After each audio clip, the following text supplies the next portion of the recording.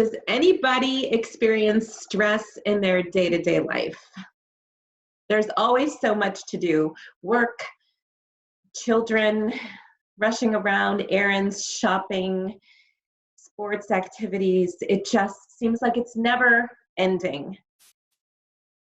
Hi, everybody. I'm Jennifer Seven, and I am the owner of Seven Company Weight Loss and Wellness Center, and I've been helping thousands of people with their weight loss and their weight maintenance for the past 10 years. And I certainly can understand the stresses of day-to-day life and how it can affect your weight loss or your weight management plan.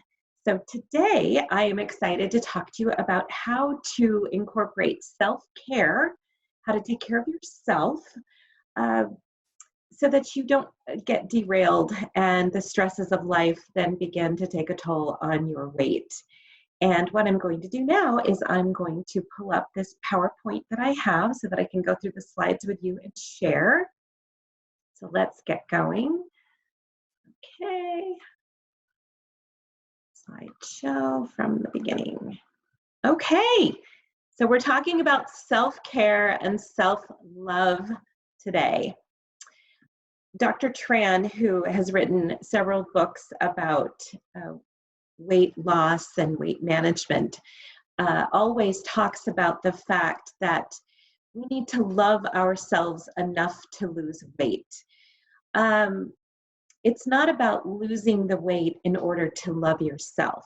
So I have a little buddy here who's going to help me with my PowerPoint. So it's about loving yourself enough to lose the weight. When we love someone, we're willing to sacrifice for them. So weight loss is a lot about sacrifice. We're sacrificing certain things that we like to eat. We're sacrificing certain experiences. But we need to do that because we love ourselves. We have to love ourselves enough to lose weight. So let's talk about things that we can do to help ourselves. And there's one analogy I always like to share. It's when you're on an airplane and the flight attendant is going through all of the safety instructions, and he or she says, you know, if we get in a situation where you need oxygen, the oxygen masks will pop out of the ceiling. And please be sure to put the mask on yourself first because you have to be able to take care of yourself before you can help others. So put your oxygen mask on first, and then you can put it on those around you. And weight loss and self-care, it's about this as well. You've got to be able to take care of yourself before you can really take care of others. So here's some great tips. Let's get started. I've got 14 tips for you, and we'll go through these. And I love to hear from you guys. So chat me any questions or anything that I can answer for you. And I'm really, really glad that you're here today. So the first tip, know your eating plan. In weight loss or weight maintenance, it's really important for you to know what your plan is. What are you going to eat? How are you going to eat it? How are you going to plan for the week ahead? So I always tell my clients, look ahead. Look at what's coming up this week. And Sunday is always a good planning day. You can plan out your week. You can see if there's any work events or lunches or social events coming up that have the potential for derailing you and kicking you off your eating. So if you can plan ahead, know how you're going to work through those days. If you're going to bring food with you, eat something before you go to an event so that you don't go there starving and then derail yourself. So plan ahead. I always say, always have an emergency kit with you of foods that you can eat that aren't going to take you off plan. So plan your week, look ahead. Shop on the weekends if you can. Shop for the week so that you have the foods that you need. Stock up your fridge. And if you can, meal prep for the week. So if you want to cook in bulk of the low-fat, low-carb foods that you're going to eat for the week, make sure you've got what you need. You could chop your veggies. You could roast a big pan of veggies, whatever you need to do to plan for the week. So plan for the week. Know your plan. Have a plan because failure to plan is planning to fail. And that's a famous quote by Winston Churchill. So make sure that you are planning. It really is key and vital to success. So that's step number one. Number two, Let go of perfection. We often get these expectations that everything in our lives have to be perfect. We have to have the perfectly clean home. We have to have perfect children. We have to have a perfect marriage and relationship, a perfect job, perfect friends. So we set these really high expectations, and they can be unrealistic. They can cause us a tremendous amount of stress. So let go of perfection. And having the perfect eating day is a good goal, but if it doesn't always happen, we've got to let go of that and do the best that we can. I believe that spending quality time with your family and your friends is more important than totally stressing yourself out to have the perfectly clean house or just everything being perfect. There is no perfect life, and you are perfectly imperfect. So remember that. And when you're feeling these extreme expectations that it has to be just perfect or it can't be done at all, try to let go of that. Let go and breathe through it. Okay. Number 3, develop a morning routine. If you can set aside 5 or 10 minutes every morning before you jump into the hecticness of your day, then you're going to start your day off right. So set aside just a few quiet minutes for you before you get roaring into the day. And if you have children, oftentimes that means very hectic mornings, getting them out the door to school or getting yourself out the door to work. So even if it means getting up 10 or 15 minutes early, just do that. If you can, sit quietly and have a nice cup of hot tea or coffee, whatever your beverage of choice is. If you can bring in a practice of meditation into your life, early in the morning is a wonderful time to do that. Meditation can quiet your mind. You can reflect on some positive affirmations for the day, set some intentions for the day.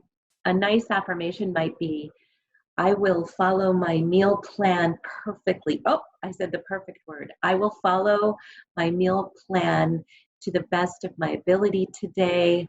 I will choose foods that are best for me today.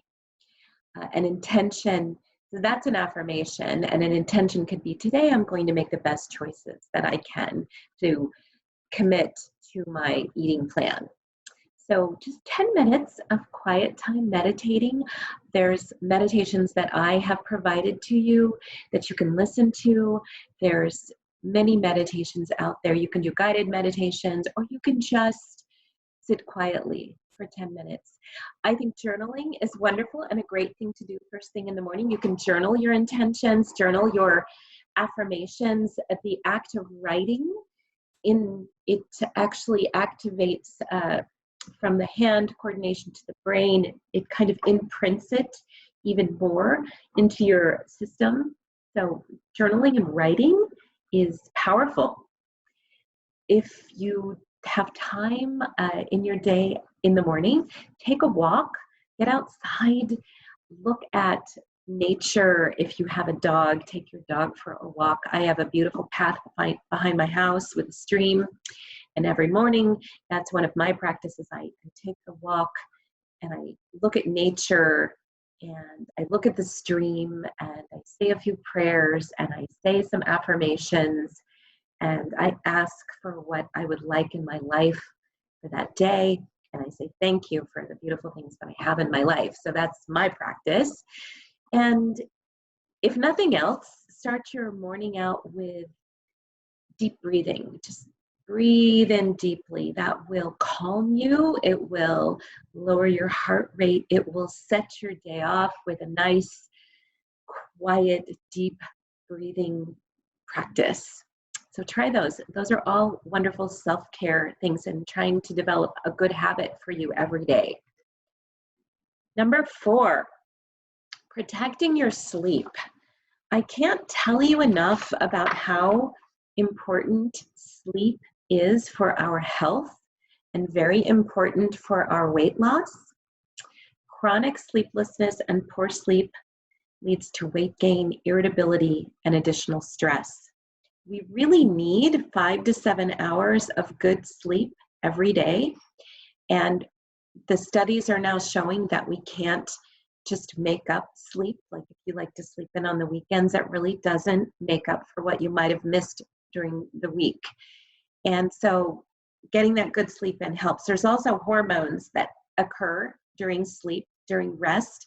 That's the time when your body is healing. It also helps with your hunger and satiating hormones. So if those hormones are getting out of whack because you're not sleeping, it's going to make you hungrier, and it's going to make your body less able to lose weight. The body will actually start to store fat if you're not getting good sleep. It's so, so, so important. There are so many studies now that have been written and shared with how important sleep is. So if you're having trouble with sleep, make a plan. I actually have a master class on sleep and the things that can be done. There's my little kitty again. He's just wanting to get right in on this class and probably sleep in my lap while I'm talking to you. So there's so many things that you can do.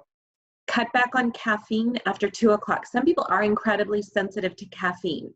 And so actually drinking it after 2 can keep you up at night. So cut back on your caffeine. You can still have that cup of coffee in the morning, but maybe not any afternoon coffee. Maybe switch to a nice herbal tea, or even decaf coffee can help, but I think even decaf, some people are very sensitive even to that. So you have to be aware and watch out for that. Don't eat after 8 o'clock. And that's not just to help you lose weight, but it's because digestion occurs during the night when we're sleeping. So if you're eating after 8 o'clock, your digestion may be rumbling and working and waking you up in the middle of the night. So try not to eat after 8, or eat lightly at night, and no heavy fats. Darken your room. If there's a lot of exterior light shining in, if there's interior lights, you turn lights off. You can get those room darkening curtains to help darken your room. That will help. And even as simple as a sleep mask, sometimes if there's just too much light in the room. The studies are showing now that the screen time, if you're watching TV before bed, looking at your phone, playing on Facebook, doing games, whatever, you want to eliminate that or stop that about 1 hour before you go to bed, because it's activating your brain. And blue lights are everywhere, the clocks, the phones. So blue lights are disruptive for sleep as well. So if there's blue lights in your room, try to get them out. And maybe plug your phone in somewhere else so that you're not tempted to grab it at night. Sounds, you might need to eliminate sounds. For one, I need white noise. So I have a little white noise machine, and you can get white noise on your phone. There's apps, there's little sleep machines. I like white noise because it kind of cancels out other noises in the house, creaking noises or other people in your house making noises. So I use white noise. So try that. And then a little aromatherapy never hurt. Lavender is a wonderful scent for relaxation and calming. You can take some lavender essential oils, rub them on the soles of your feet before you go to bed, and put a couple drops in your hands and smell it. Breathe in through your nose, and all of that is very calming and soothing. Also, if there's things on your mind that are troubling you, you can grab your journal, write them down, things that you don't want to forget, things that are important that you're laying awake thinking about, write them down, and that it will help release them out of your mind. You can be like, I've written them down, I know they're there, I will get to those in the morning. You're signaling that to your body that it's not something that you need to be worrying about. So those are some wonderful sleep tips for you, because if you're not getting good sleep, it's going to affect your weight loss, it's going to affect your mood, you're going to be cranky and irritable and more stressed. Number 5, practice gratitude. Again, studies, neuroscience are showing that the practice of gratitude actually increases dopamine and serotonin. And it's so interesting that just thinking about gratitude and searching for things to be grateful for in your life, even if you haven't thought of them, actually builds stronger positive emotional pathways in the brain. So just thinking about being grateful improves these hormones in your brain. I started a gratitude practice about 5 years ago. I had a coach say to me, because I was in a kind of negative space in my life, going through a difficult divorce. And she said, I want you to write down your gratitude statements every day. And I want you to fill up an entire journal with gratitude. And I can tell you, it was very difficult in the beginning because I wasn't feeling very happy or grateful. I was very negative. And so I had to start very basic with basic gratitude statements. Gratitude statement, for example, I'm grateful the sun is shining today.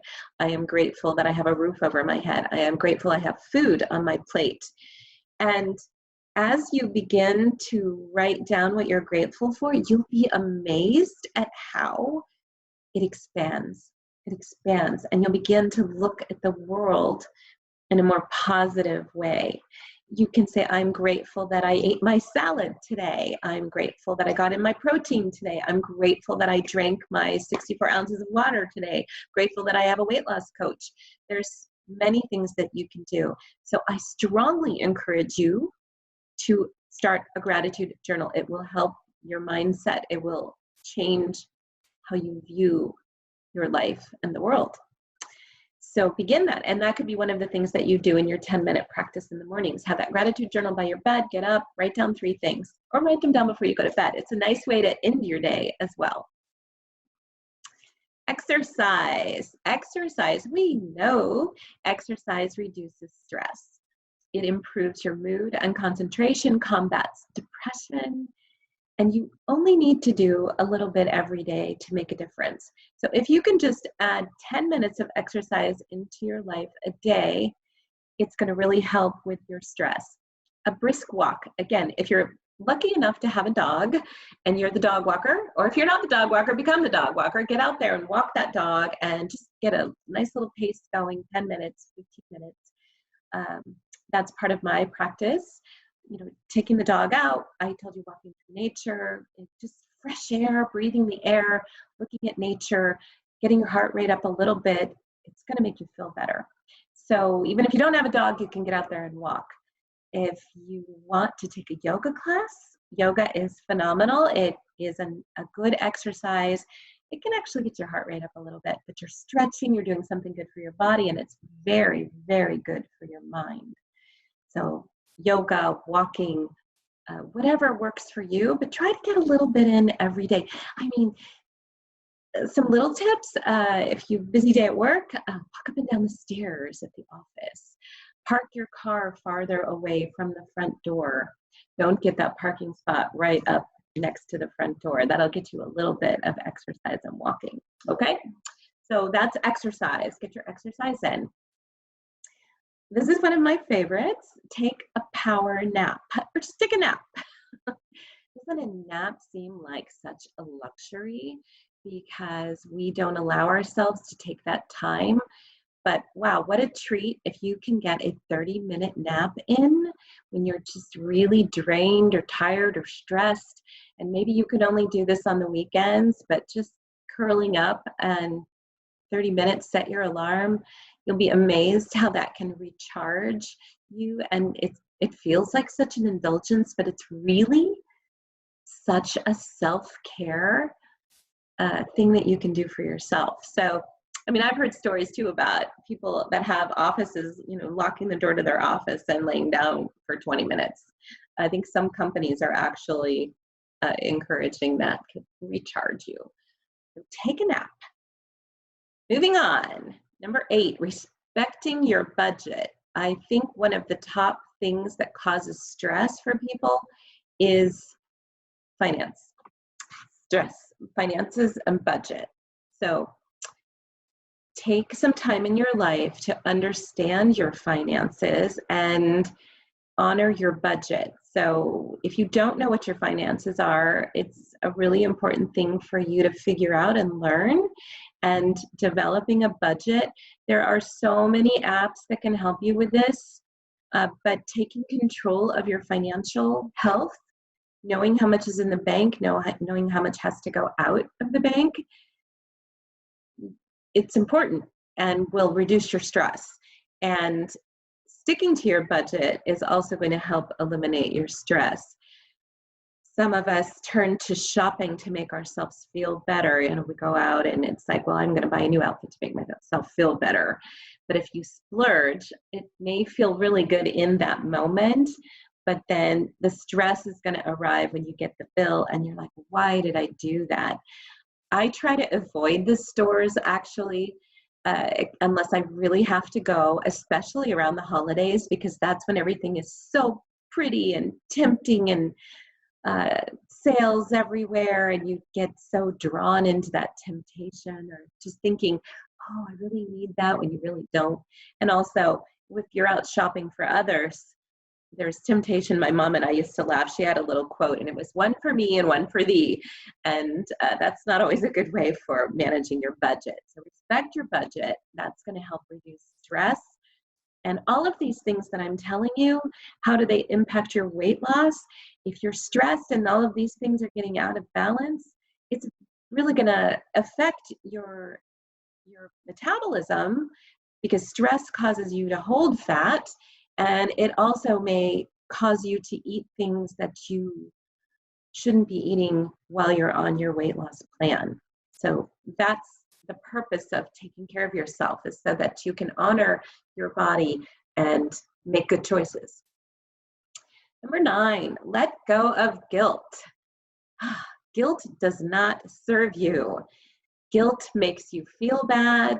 It's a negative emotion. It makes you feel like you're a disappointment. You may have said yes when you meant no. Someone said to me that no is a complete sentence, that if we're getting pressure to do something that we really don't want to do, we always feel like we have to explain ourselves. But honestly, we don't. We can just say, no, I can't do that. Thank you. If you get stuck, you can always say, someone puts you on the spot to ask you to do something and you're unsure, just say that. Just say, you know what? Let me get back to you on that. And then that gives you time to say your no later. So let the guilt go. You are human. You are doing the best that you can. I think we all intrinsically do the best that we can. If you make a mistake in your eating plan, whether consciously or unconsciously, you have a bad day and you deviate and you eat things you shouldn't eat, well, then you have to just recognize it and let it go and not beat yourself up, because it's done. You can't change it, but you can let it go and forgive yourself. You are doing the best you can. And I found this little baby. I just thought this was so cute. Keep your chin up. No one expected you to save the world. Otherwise, you would have been born wearing a cape and tights. Just do the best you can. That's all we can do. So if you like this, print it out. Put it somewhere where you can see it if you have a tendency to beat yourself up about things. Number 10, apologize and forgive. If we're holding on to anger and rage or hurts towards someone, we might need to let it go. And if it was you that did the wrong thing, it's really nice if you can apologize and say the sorry, and then you can move forward. If you weren't the one that was wrong, sometimes we just have to forgive. And forgiving doesn't mean you're saying that it's okay. It means that you're releasing it. Sometimes we have to stop worrying about who is right and realize that no one wins that fight. If two people both have very strong belief systems about what the situation is, you're not going to convince the other person. They're not going to convince you. So you both might have to agree to let it go. If you can't apologize, you might want to try, I'm sorry, we aren't as close as we were. Can we start over? Or I'm sorry I hurt you. Can we start over? And I'm sorry I hurt you. That was not my intention.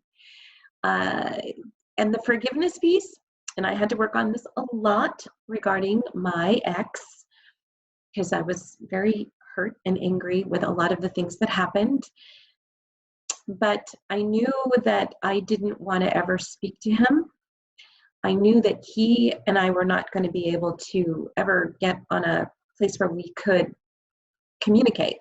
So I worked a lot on forgiving him by myself. So I would write statements of forgiveness in my journal. Again, forgiveness doesn't mean that anything that they did, that you're saying it's okay what that other person might have done to you. It's saying, I release you. I'm releasing the wrongs from my heart. I'm not going to carry that anymore. I'm going to let you go. I'm going to let these things go. So I'm releasing the wrong from my heart. And it may help to write a letter of forgiveness. You could really sit down and write a lot about how you're going to forgive them for the things that they did. And you don't ever need to send it because they probably won't even understand it. But you can write it for yourself and then perhaps have a little ceremony where you burn it. And you're burning it and you're releasing it to the universe. You're letting it go. And most importantly, you're letting all of the anger and bitterness and hurt and hatred and frustration, you're releasing that from your heart, from your body. And that's going to help. It's going to help you heal, and it's going to support you on your journey to a healthier, better life. So there's my forgiveness. Get yourself some of those stones and have them around your house. Number 11, breathe. Breathe. We don't breathe enough. We don't breathe deeply. Stress equals shallow breathing. And it goes back to the hunting and gathering days when if an animal was chasing you, you were breathing shallowly and you were probably running like heck. So we tend to, when we get stressed, you'll find your heart's racing and your chest is rising. And what we really want to do is take a moment and practice some deep breathing, deep belly breathing. Any stressful situation can be improved by deep breathing. Through deep breathing, you're letting go of your worries, your sadness, your frustration, your exhaustion, your anger. So a simple technique, and you can do this anywhere. Anywhere that you're having stress, you can go into the bathroom, you can go into your office, you can go into your bedroom, you can go into a corner and just breathe in through your nose. Try to breathe in for a count of 4, hold for a count of 4, and then slowly release the breath through your mouth for the count of 8, or as long as you can. Do this 2 or 3 times and you'll be amazed at how you calm down, you center yourself, you get a little bit grounded. So in through the nose, hold for 4, and then breathing out for the count of 8. So you can practice this. And breathing out through your mouth in kind of a sighing sound really is very deeply relaxing that. Practice that. Practice that. That's really easy, simple. You can do that anywhere. Number 12, try redefining abundance. Often we get caught up in wishing we had more. We're around people who have more. There's always someone who has more than you. And if we're focusing so much on what we don't have, we get into a lack mentality instead of an abundant mentality. There's always someone who has more, and there's always someone who has less. So practice counting your blessings.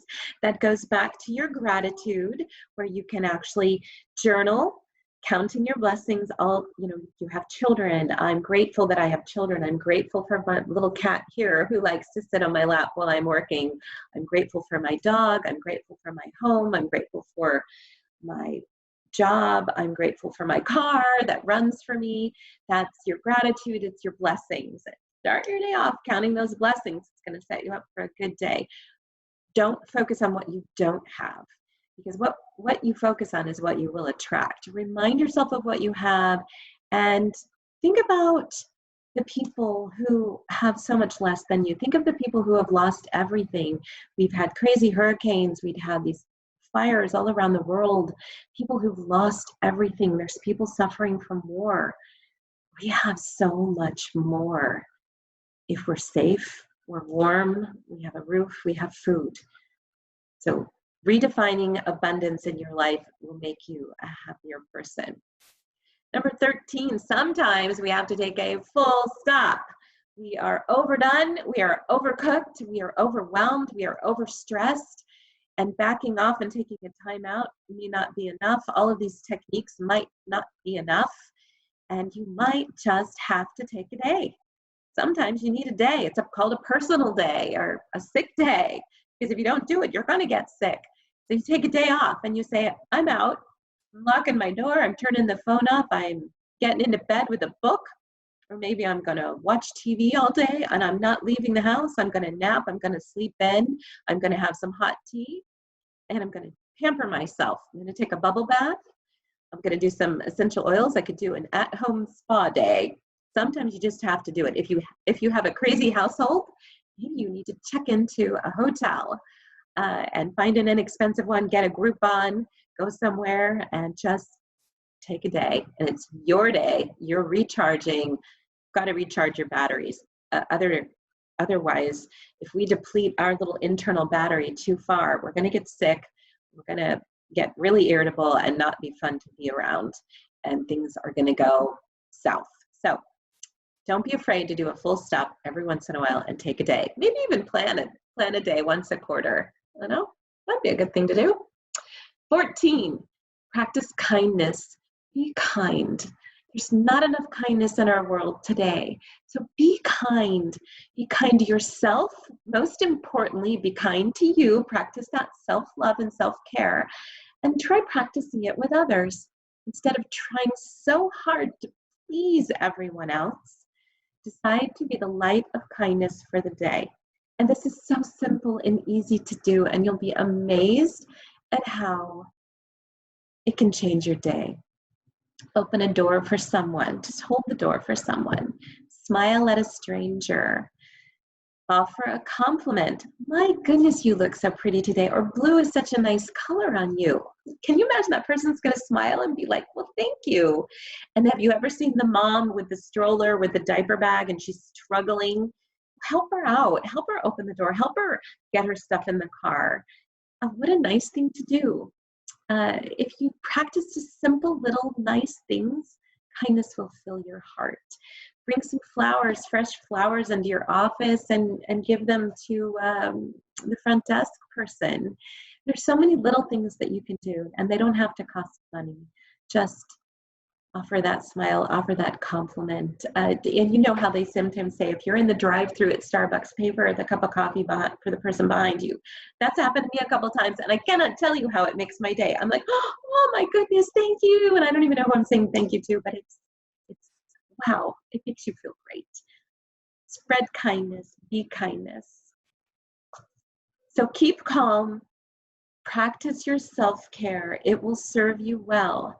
Take care of yourself, put the oxygen mask on you before you can serve everybody else. So practice your self-care, take care of yourself, make it a phenomenal week, do the very best you can, forget perfect, you are perfectly imperfect. I love you guys, and take care.